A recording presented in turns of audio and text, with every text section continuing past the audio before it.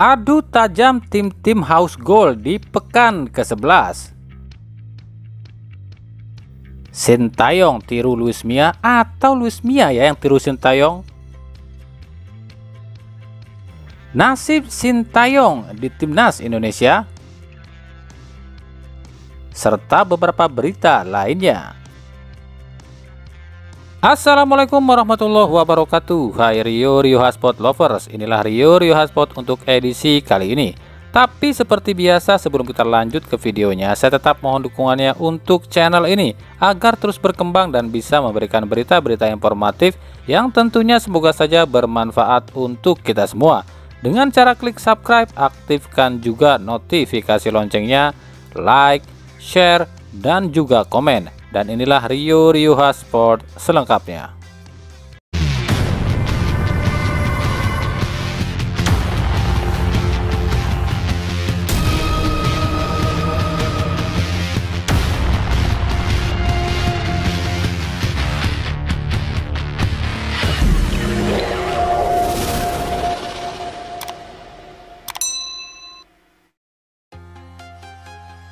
Pekan ke-11 Liga 1 2022-2023 akan digelar pada Kamis 29 September 2022. Di pekan ke-11 ini akan terjadi banyak kejutan dan juga hal-hal yang tak terduga, terutama pada tim-tim yang dicap tim House Gold di Liga 1 musim ini. Lalu ada tim mana sajakah yang dicap tim House Gold di musim ini?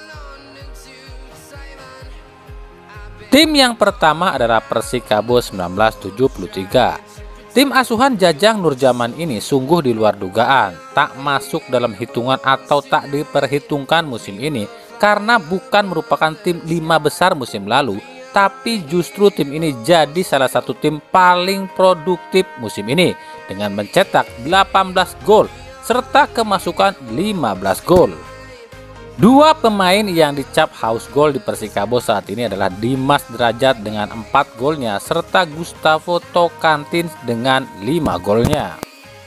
Sayangnya di laga pekan ke-11 ini kekuatan tim Laskar Pajajaran mungkin akan sedikit berkurang karena Dimas Derajat kemungkinan belum bisa ditampilkan usai membela Timnas Indonesia di ajang FIFA Matchday.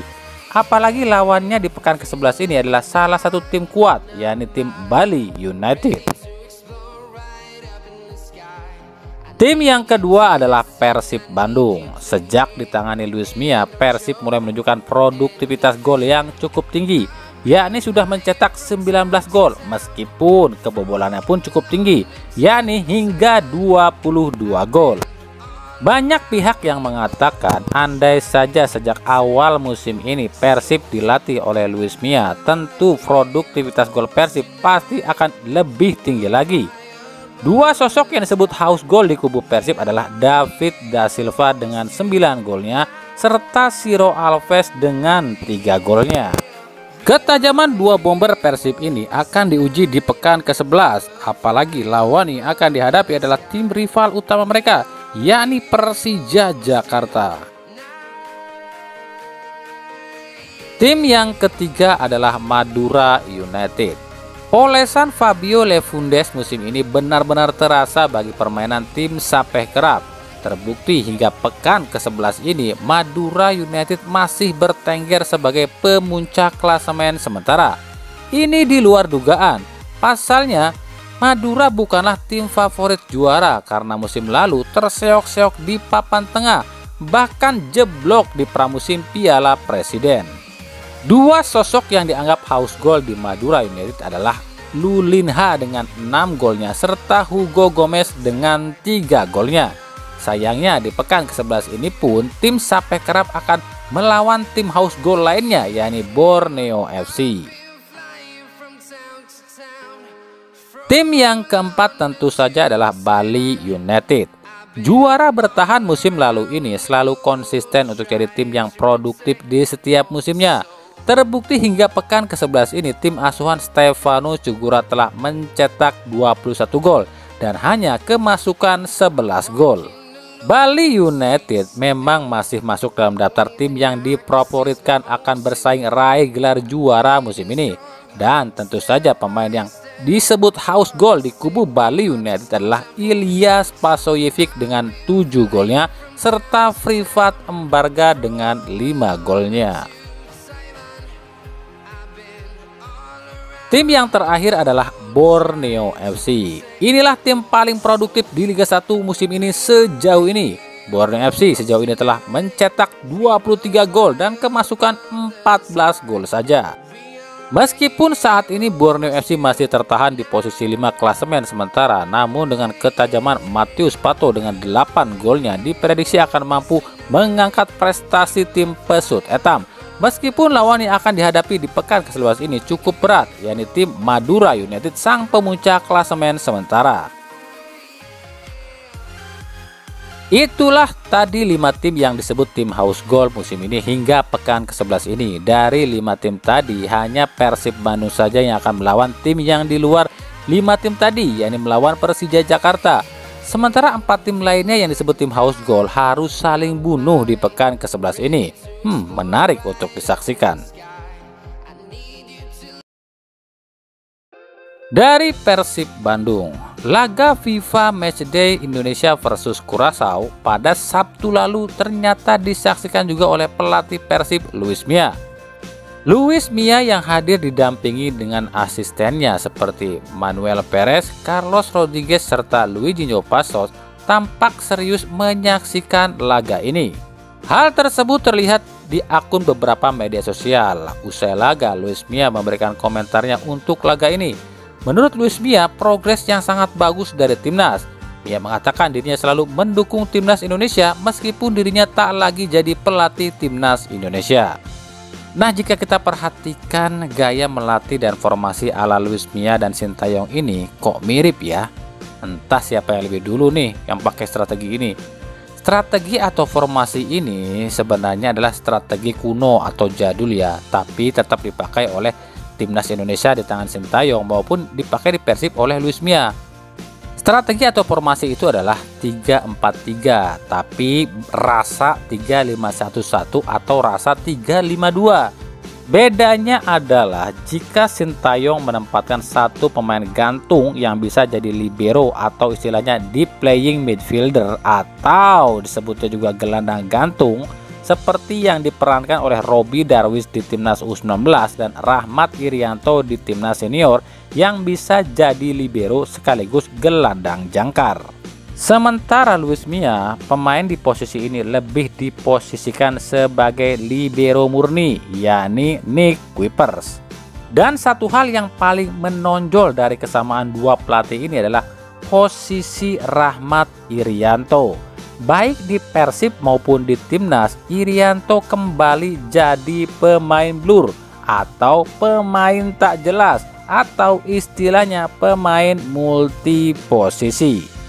Di dalam formasi ditempatkan sebagai bek tengah, tapi tiba-tiba udah jadi gelandang tengah dan tiba-tiba menusuk ke kotak penalti. Gimana nih menurut kalian? Ada kesamaankah antara Luis Mia dan Sintayong dalam melatih? Sebagai catatan, dua pelatih ini saling memuji loh. Kalau kata Sintayong, saya suka Luis Mia. Saya selalu suka dengan pelatih asal Spanyol. Pelatih Spanyol itu biasanya gentle dan sopan, serta kerja keras. Sementara kalau kata Luis Mia, Sintayong pelatih yang cerdas, inovatif, dan penuh dengan strategi yang di luar nalar. Kompak nih ya dua pelatih timnas ini. Hihi. Padahal sebelum laga timnas ini, Persib lebih dulu lakukan laga uji coba dengan Persib U20 dan hasilnya Persib menang 5-0. Tapi bukan skor ini yang jadi perhatian. Yang jadi perhatian adalah adanya beberapa pemain yang dirubah posisinya oleh Luis Mia, tapi tetap ampuh. Seperti Febri Haryadi yang dirubah posisinya jadi wingback kiri atau back kiri, tapi tetap cetak 1 gol. Freds Butuan yang dirubah posisinya jadi gelandang jangkar, tapi justru cetak 1 gol. Lalu apa tujuan Luis Mia merubah posisi dua pemain ini? Saya lihat Fred punya kemampuan atur bola, determinasi tinggi dan skillnya juga cukup tinggi. Dan saya yakin dia mampu perankan posisi yang akan ditinggalkan oleh Mark Klok. Karena Klok akan sering absen membela timnas, ujar Luis Mia. Febri saya tempatkan ke wingback kiri karena kita tahu Febri memiliki kecepatan. Dan di 2 pertandingan terakhir saya tahu tim ini lemah di sisi kiri. Jadi saya harap di tempatnya Febri di sisi kiri, sektor ini akan kembali kuat, ujar Luis Mia. Iya deh, terserah, kumaha cekut aja lah. Nu penting mah Persib alus, mang perang terus menang. Bener teu? Bicara soal Sintayong, meskipun sejauh ini Sintayong belum berikan gelar juara pada timnas di segala usia, tapi kami pikir Sintayong layak dapat perpanjangan kontrak di timnas. Kita tahu kontrak Sintayong akan berakhir pada 31 Desember 2023 atau tepatnya 1 tahun lagi. Ada beberapa faktor yang menurut kami Sintayong layak diperpanjang kontrak, diantaranya lolosnya timnas senior dan timnas U20 ke Piala Asia. Indonesia terakhir kali lolos ke Piala Asia itu terjadi di tahun 2007. Saat itu Indonesia dilatih oleh Ivan Kolev. Meskipun kala itu Indonesia gagal lolos dari babak grup yang dihuni oleh Bahrain, Arab Saudi, dan Korea Selatan.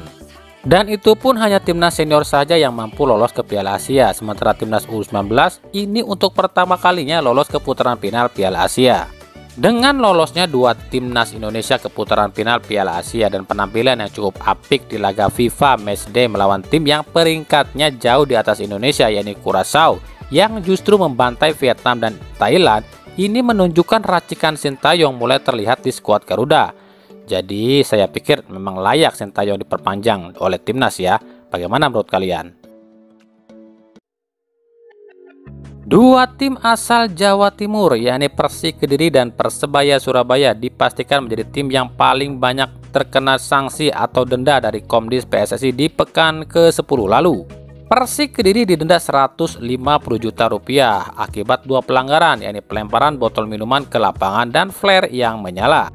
Sementara Persebaya lebih tragis lagi, selain didenda 100 juta rupiah karena kerusuhan supporter usai laga, Persebaya pun didenda tak boleh dihadiri penonton saat laga kandang sebanyak 5 kali. Belum lagi denda dari pemerintah Sidoarjo, yakni Persebaya harus mengganti rugi kerusakan stadion sebesar 250 juta rupiah.